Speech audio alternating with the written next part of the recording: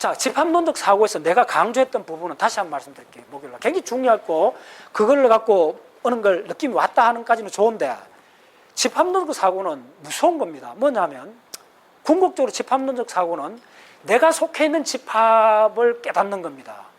첫 번째, 그 말은 무슨 말이냐면 내 바깥에 집합이 있을 수 있다는 거예요. 집합론적 사고는 뭐와 뭐 같다는 이야기가 아니고 나는 요 세계에 산다는 거예요. 그럼 나는 요 동그라미 속에 있으니까 나는 기독교인이기 때문에 나는 요 동그라미 살고 이 바깥에 요거 산다는 걸 내가 확신을 하게 되면 바깥에 있는 동그라미를 인정하게 된다는 거예요. 같다는 이야기가 아닙니다. 뭐도 같고 그 세계가 아닙니다. 예. 이게 집합론이라는 게 진짜 무서운 거예요. 자, 내 예를 들어줄게요. 집합론 예를 들었잖아요. 자꾸 이야기하가 그러는데 뭐 예를 들면 자 빨리 해볼게요. 미역이 식물인가 물으면 미역이 식물입니까 아닙니까 물으면 예. 이게 집합론적 사고예요. 집합론적 사고는 그게 긴가 아닌가를 명확히 해주는 게 집합론적 사고예요. 같다는 얘기가 아니에요. 그거하고 비슷한 의미 이런 이야기가 아니고 오히려 그걸 깨부수면서 집합론적 사고를 하면 자 결론부터 말씀드릴게요. 집합론적 사고 왜 위대하냐? 내가 갇혀있다는 걸 알게 되는 거예요. 갇혀있다. 뭘 깨달았다는 말이 아닙니다. 집합론적 사고를 탁 먼저 하면 먼저 딱 알게 되는 게 내가 갇혀있구나는 걸 알아야 돼요. 이걸 자기가 뭐 실력 없다는 걸 드러내는 게 아니고 첫 출발은 거기서 시작해야 돼요. 첫 출발이 뿐만 아니라 마지막 순간까지도 이거밖에 없어요. 내가 갇혀있다는 걸 알면. 자, 이거 사실 진짜 중요한 겁니다.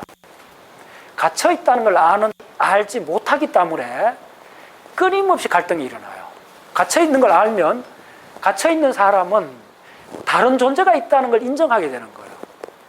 나와 다른 것이 있다는 걸 인정하게 되는 거예요. 뭐하고 자꾸 같다고 생각하면 안 돼요. 네. 내가 어제도 그런 막 항상 토론을 해보면 항상 그게 이제 점점 명확해져요. 그러니까 남을 탓할 필요 없어요. 그걸 이게 여러분들이 자유롭게 되는 겁니다. 거꾸로 뒤집으면 내가 갇혀있다는 걸 깨달으면 타인을 원망하지 않는다는 거예요. 이게 자유입니다. 자유는 뭐냐면 상대를 원망하지 않는 겁니다. 맞죠? 놀라운 정의죠?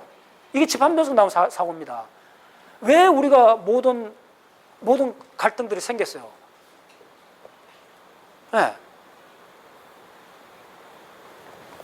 타인을 인정하지 않은 거예요. 같다고 생각해서 그런 거예요. 같다고 자꾸 해석을 해버리는 거예요. 내가 갇혀있기 때문에 다른 덩어리도 있다는 거예요. 이거 집합론적 사고는 뭐 내가 사실 그 강의 때 진짜 전달하고 싶은 거는 어마어마한 실용이 있다는 겁니다. 식물이냐? 자, 그러면 자, 곤충이 동물입니까? 갑자기 물으면. 그러니까 지금 내가 저한테 조금 훈련받은 사람은 동물이다 툭 나오는데 이거 집합론적 사고예요. 톡 안 나와요. 사실은 동물이냐고. 그러면 내가 좀 어렵게 물어볼까? 집합론적 사고로 박테리아는 미토콘드리아가 있어요. 갑자기 물으면. 자, 박테리아는 미토콘드리아가 있어요? 확신할 수 있어요? 있어요, 없어요? 이런 게 집합론적 사고예요. 집합론적 사고는 있다 없다로 대답해 줘야 돼요. 명확해져요. 지금 헷갈리는 사람 있죠? 그 사람들이 집합론적 사고를 내 강의를 무지하게 했는데 못 따라오신 분들이에요. 지금 다시 이야기할게요.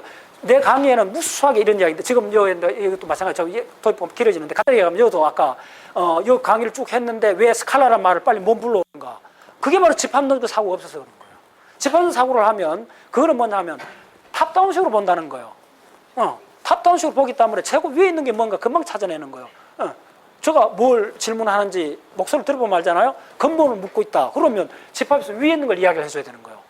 근데 대부분 빨리 이야기 굉장히 중요한 건데 위에 있는 건 딱 하나밖에 없어요. 하나밖에 없다면 틀리지 않는다는 거예요. 아시겠어요? 그리고 요 하나에서 다 생긴 거예요. 이게 집합론적 사고예요.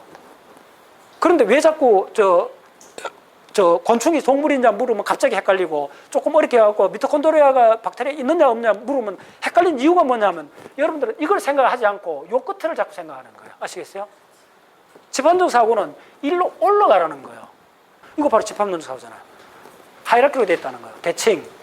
대칭의 명령에 의해서 작용이 우주의 구조를 결정한다 그랬잖아요. 구조를 결정하는 첫 번째가 뭐냐면 에너지를 디파인하고 에너지에서 포스가 나온다는 거. 이게 집합론적 사고예요. 이 하이라키를 갖고 있는 사람 같으면 어느 다리를 끌는지 금방 알아요. 아시겠어요? 이게 집합론적 사고예요. 이게 집합이잖아요. 네. 오케이? 이거 전부 집합론적 사고로 되어 있는 거야. 네. 그래서 현대과학은 집합론적 사고로 되어 있어요.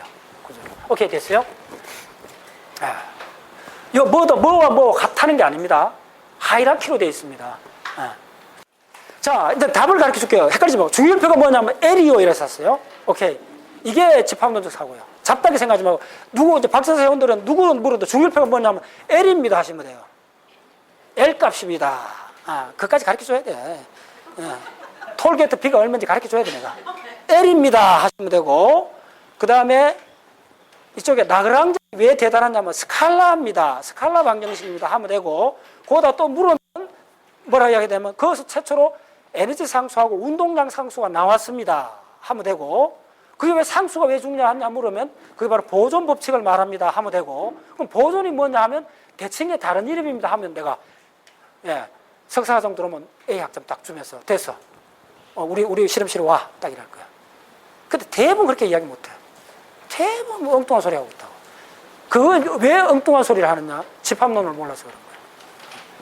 하이라키. 됐죠? 명확해졌죠?